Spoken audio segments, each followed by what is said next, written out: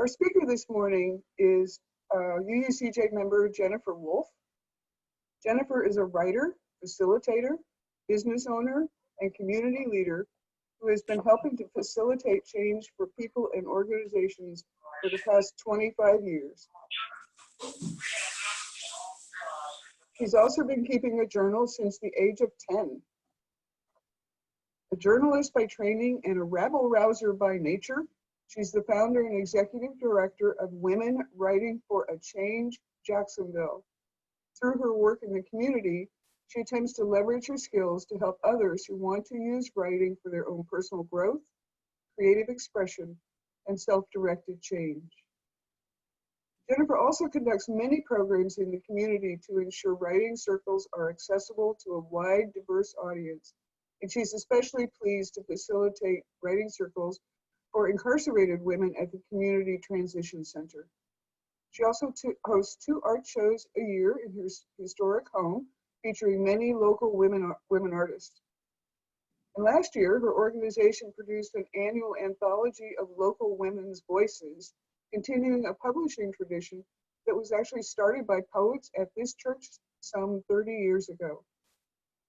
Jennifer has been a member of UUCJ since 2005, serving on the Ministerial Search Committee, the Religious Services Committee, and as a worship associate.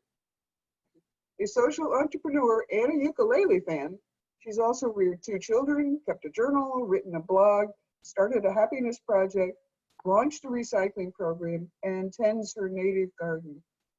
She's grateful to this, her church community, and all the people who serve it, for providing this lovely spiritual home for all of us. Thank you, Jennifer, for being with us this morning.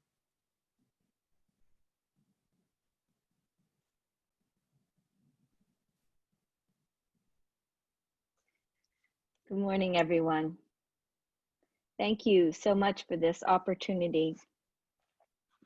And I will begin with a poem.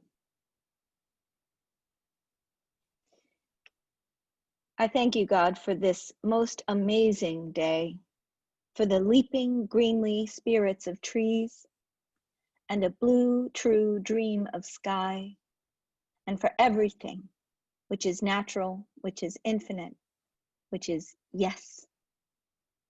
I, who have died, am alive again today. And this is the sun's birthday. This is the birthday of life and love and wings, and of the gay, great, happening, illimitably earth. How should tasting, touching, hearing, seeing, breathing, any lifted from the no of all nothing human merely being, doubt unimaginable you? Now the ears of my ears awake, and now the eyes of my eyes are open. And that's I Thank You, God by E.E. Cummings.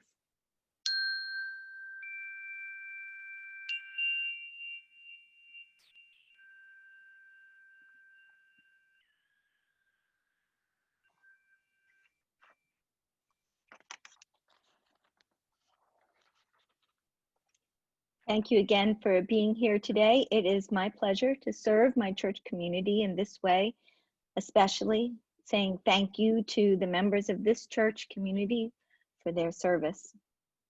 So I'll start here. Thank you, Penny.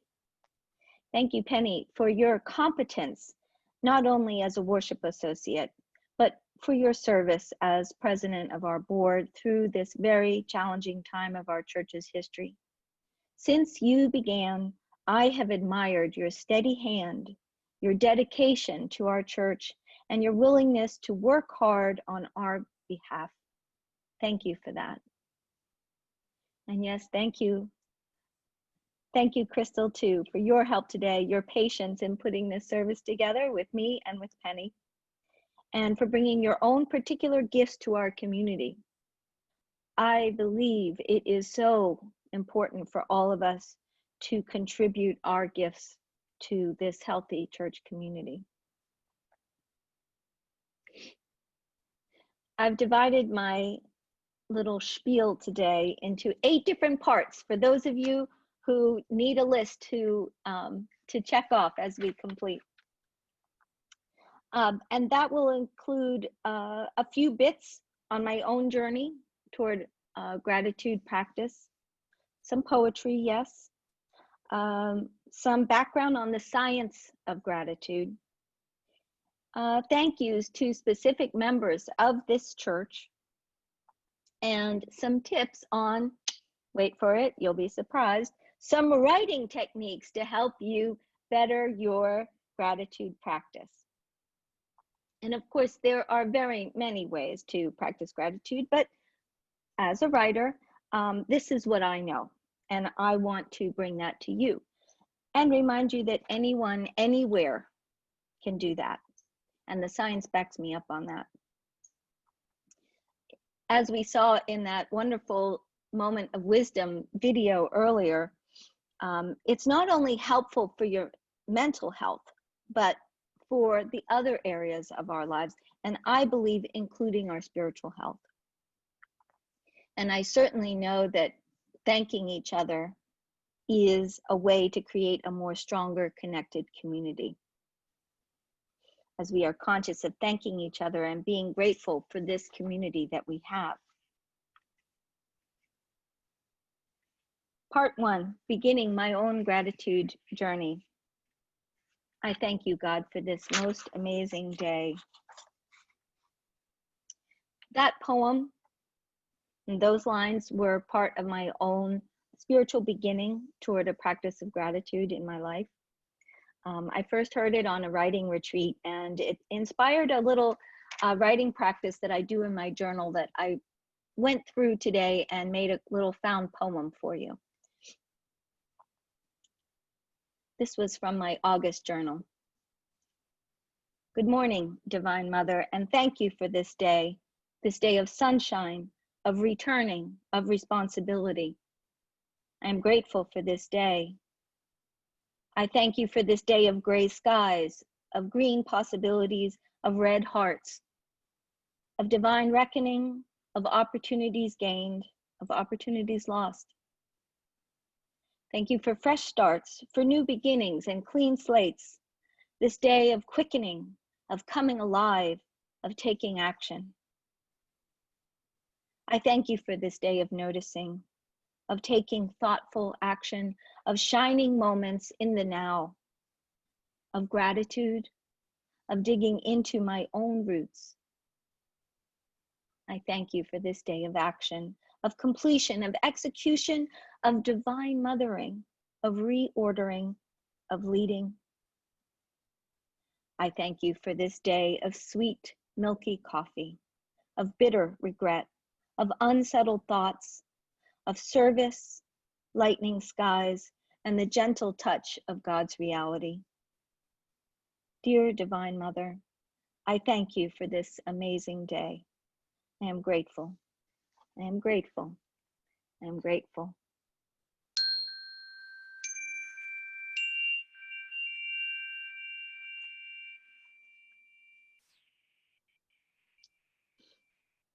Part 2, over to you. If you have it handy, will you take out a pen and paper and just take a moment to jot down 5 random things that you're grateful for? Just 5. Just practice it. If you don't have a pen and paper and you want to, you could do it in the chat screen. But 5 things. But if you could, and you already practiced this, but make one of them about the church. So just take a moment to write 5 things, or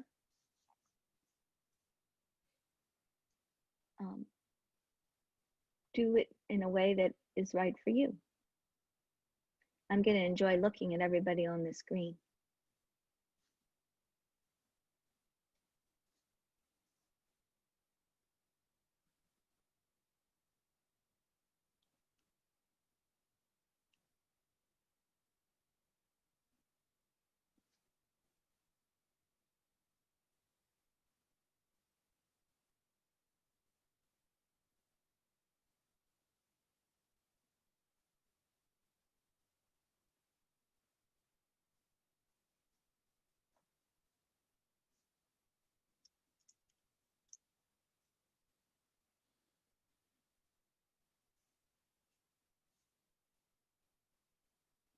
give you about 30 more seconds.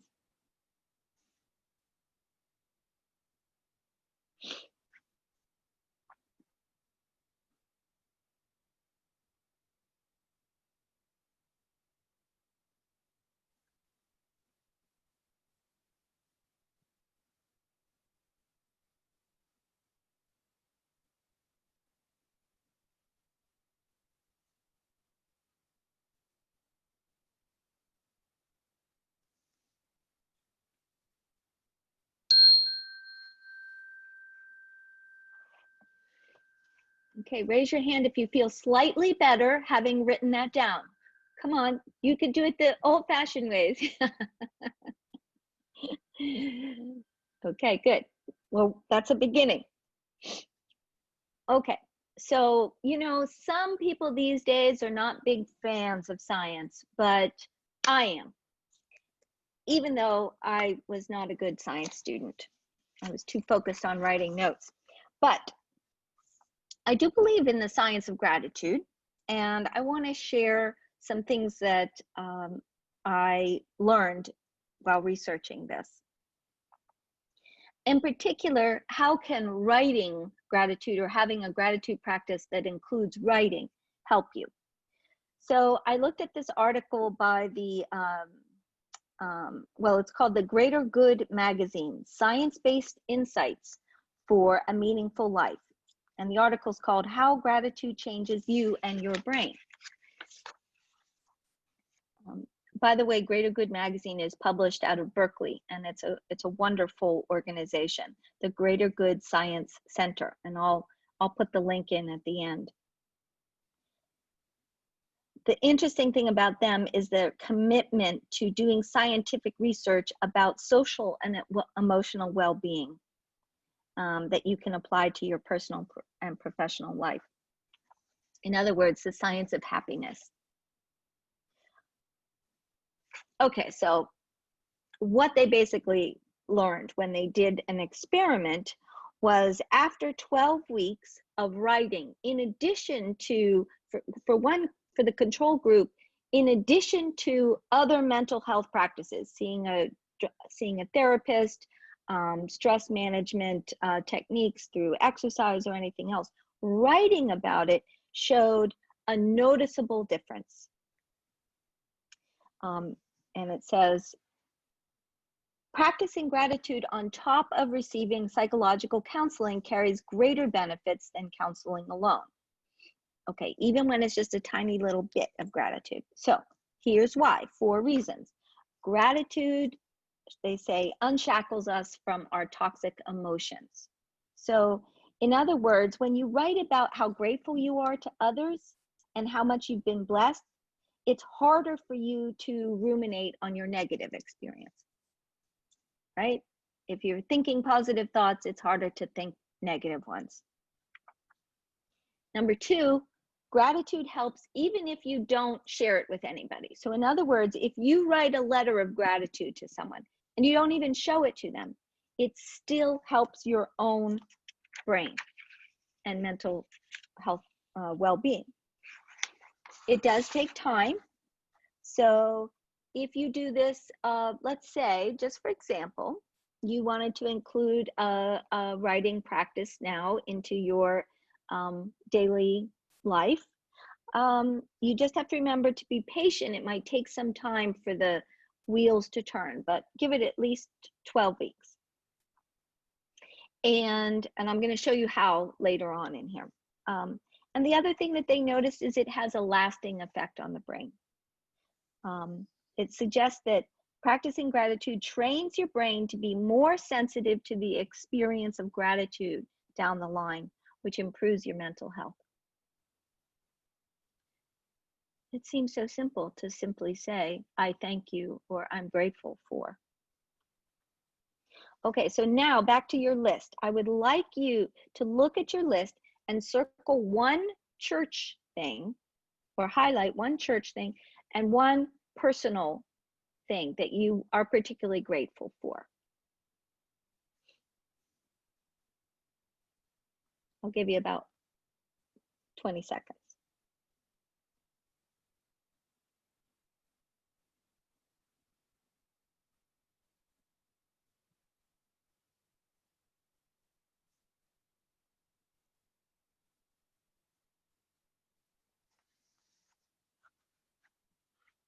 Okay.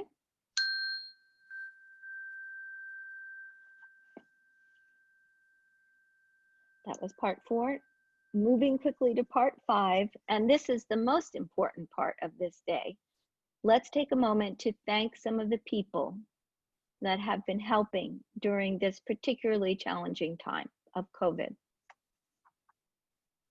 So normally this Sunday would be our labor of love service, right? Where we come to the church grounds and work on different areas together. I remember one time coming there with my son and taking my Howard's furniture polish and applying it to the wood on the stage. And I just had so much fun doing that, knowing that every week that my son and I did that together and that I could look at it and see the results of my labor of love. I also, whenever I drive into the parking lot, I think about the guys that have, and gals that have spent time, shoveling that lot, making the parking spaces. I mean, really from the ground up, ensuring that love is the basis of our church. That kind of love, that kind of service. So during this time, we've had lots of folks who are doing labor of love. And this is a list that Penny gave. And if we have anyone gave me, and if we've left anyone off, we're going to ask you to add them to the chat screen. But let me start with the first one. And I'm going to read the names, and then I want everybody to do a clap, or you can do, you know how to do a reaction? At the bottom of your screen, there's a little, you can do a thumbs up or a hand clapping, or just clap the old-fashioned way, but we'll take a moment to say thank you. So let's start with the music.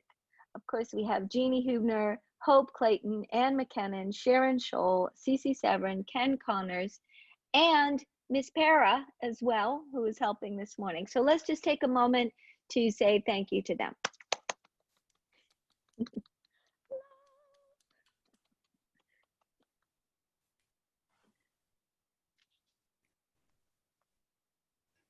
Truly. My son always said that was his favorite part of church. Now, speaking of buildings and grounds, we have, of course, the inimitable Carlos Fraticelli, Jeff Funderburk, Chris Lippincott, Mark Dixon, and Rob McKinnon, who is the one I was thinking about shoveling the parking lot. So let's thank them as well.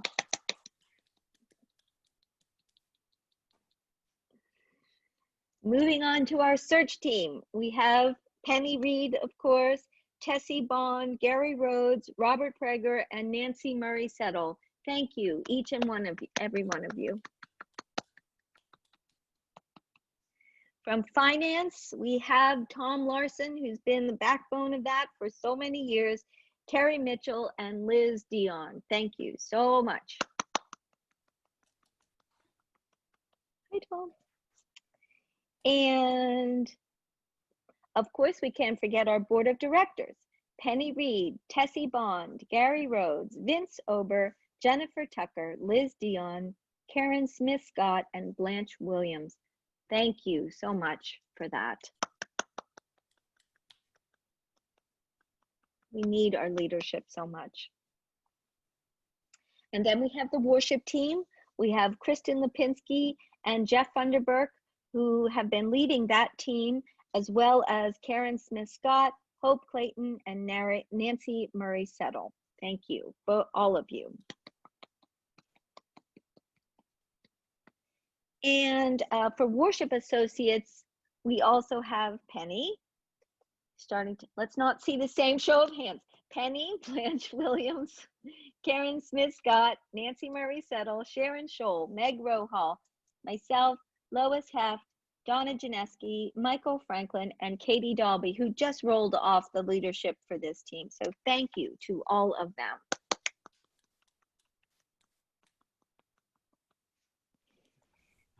Three more groups here, well, 5 more. Our new normal team.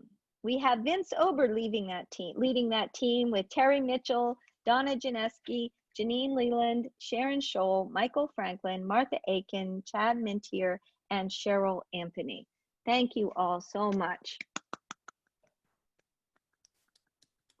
Round of applause.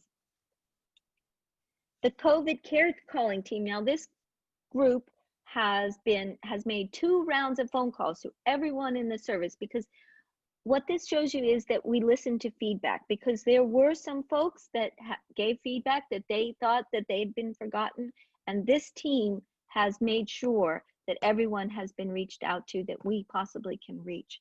So I want to thank Jeannie, Flory, who also called me. Sorry I didn't call you back, Flory. Paige Slade, Donna Janeski, Lois Heft, Pamela Bully, Barbara Robinson, and Darlene Larson. Thank you all so much. And I believe Cheryl Anthony also made some phone calls. I got a call from her.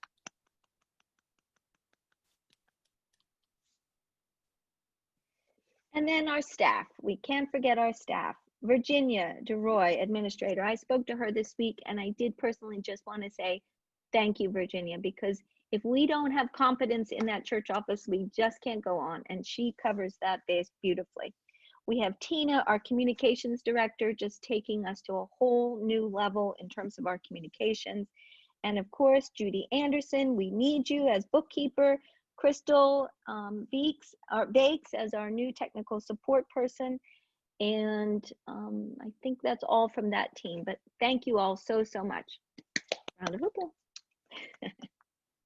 2 more. The small groups that continue to meet virtually. Women of All Ages, which is organized by Joyce Milford. The book group with Alan Tilley and Barbara Robinson. Spiritual Studies, led by David Seekin. Playing with Ideas, with Roseanne Beeson leading that team, as well as Jeanette Emerson and Carlos Fraticelli. Whew. And last, can we just thank Carlos one more time for being our buildings and ground guy, our tech guy, our campus security guy, and on and on and on. He's just done everything for so long. What commitment. Thank you. Okay. And now if there's anybody that we have forgotten, would you just put that into the chat screen? Anyone else or anyone else that you, whose name you think we need to call out? That was a good list. That is a church, that is a people-led democratic organization with that kind of leadership. That is a grassroots organization.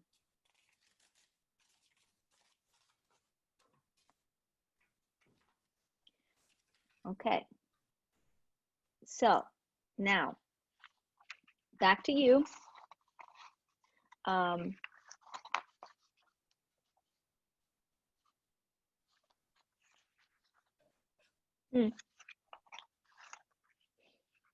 So while we're talking about all of these people, why don't you just take a moment to write a love note? Write a love note. You can do it on your paper or you can do it in the chat screen. But whether it was if you circled that name on your little list and you have something specific, because one of the arts of showing gratitude is being specific. There's a big difference between, hey, thanks for doing it, you did a great job, and thank you, Penny, for making sure we had the technical rehearsal, for circling back with me to make sure that I had all the names for this list, for calling me and then following up on Facebook when my emails weren't going through. Thank you for that level of attention to detail and care, because that has made all the difference for me. So now you do it, darlings. Just write a love note. If you don't want to write it to somebody in the church, which you can, write it to that other person that you wrote on your list. At least start a brief draft. Okay. Okay. So now, there we go. Last but not least, part 7 and part 8. Part 7 are 2 books. There's always a book. In our family, there's always a book to solve any problem, but preferably 4 to 5. but I'll give you two that, one that had a great impact on me and the other that I plan to read. The first one is called 365 Thank Yous by John Kralik. And this was a man that was in a terrible time in his life. His law firm was failing. He was in a 5-year funk with his divorce proceedings. He was financially having trouble. He was 40 pounds overweight. He had just broken up with his girlfriend, and she wrote him a thank you note. And when he read her note, which was in such a kind spirit, he was inspired to begin a practice of writing thank you notes in his own life. And so he made a commitment. He was going to write one thank you note a day for 365 days. And it took him a little longer than 365 days, but in point of fact, he did do it. And he finalized his divorce. His law firm was very successful, and it changed the culture at the firm to one of gratitude. He resolved his, he lost his 40 pounds, and he began a healthy lifestyle. And if you read the book, you'll see more. But 365 Thank Yous by John Kralik.